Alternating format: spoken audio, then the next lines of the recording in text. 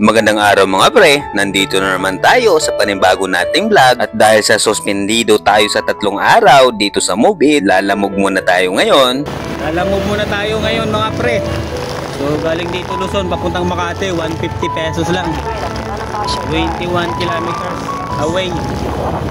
At pinuntahan na nga natin ang pick-up location nitong booking na ito dito sa may Luzon lang to mga pre. Sa loob ng isang taon siguro na hindi ko na biyahe itong lalamove ko, ngayon may biyahe na kita. Susubukan natin sa maghapon kung magkano tayo dito kasi nga wala tayong Move It, hindi tayo makapagbiyahe doon. Suspended kasi ako ng 3 araw doon mga pre. Sa kadahilan ng secret lang yan, dito mo lang talaga masusubukan sa lalamove kung matibay ka, kung matyaga ka sa trabaho kasi nga Mga pre, papuntang Maynila to.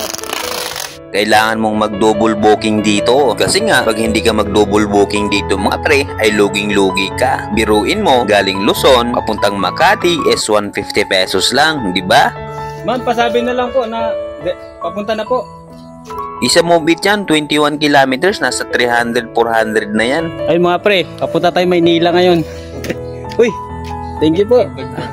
Salamat po ma'am. Binigyan tayo ng tip mga pre. Quality pala sa lalamog ngayon.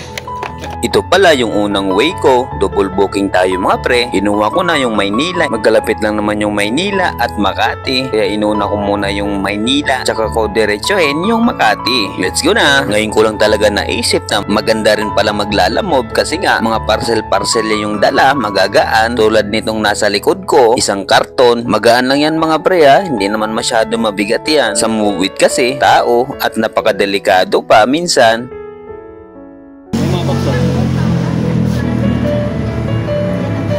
Okay na ma'am, thank you po. Wait, ma'am, maraming salamat po. Mga paps, meron 20 pesos. Ano po? 97, bali 120 ko dapat. Sa pick-up kanina, binigyan tayo ng tip, pati ba naman sa drop-off, binigyan na naman tayo. Thank you Lord, maraming salamat talaga. Turn right onto Quirino Avenue, C2. 20 pesos plus 20 pesos, 40 pesos na yun mga pre. Pangdagdag na rin yun sa pagkain mamaya. Na-drop na natin oh, pangalawang booking natin. Nag-double booking kasi tayo kanina. At pagkatapos kong i-drop off itong mga pre, naghanap na naman ako ng mga booking na mga malalayo, mga long ride. Yun yung trip natin ngayong araw. Let's go! At dito, may napili na nga tayo dito. Papunta itong Rizal na naman mga pre. Papuntang Anguno at Taytay. Mga paps, dito tayo sa drop off ngayon. Ay sa pick up location, medyo tagalan tayo kasi wala pa yung pipick upin natin. Tinawagan natin, ginagawa pa lang daw niya. Okay lang yan, base muna tayo dito sa lalamog. Maya-maya nga lang ay okay na, natapos na rin ni madam. Okay lang yan madam, maraming salamat nga pala sa pagbook mo sa lalamog. At ito nga pala mga pre, yung kasabay, papuntang Taytay to, kaya kinuha ko na rin. Magkalapit lang naman yan, Anguno at Taytay. Kaya let's go na! Habang bumabiyahe ako mga pre, grabe yung lagitik ng araw, napakainit at sabayan pa ng mga napakanding traffic mga pre. Aray ko po! Lalamog ma'am, kay Kat, hindi Catherine eh.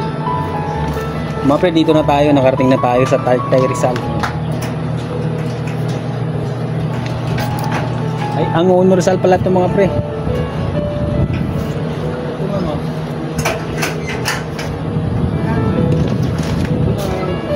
At pagkatapos ko nga in-drop yung sa Anguno, ay pinuntahan ko na naman yung Taytay. Inuuna ko palang Anguno mga pre kasi nga dire-diretso. Di tulad dong sa Taytay, napakalayo pa pala. Pinaikot lang ako. Parang babae lang yan mga pre. Pinaikot-ikot ka.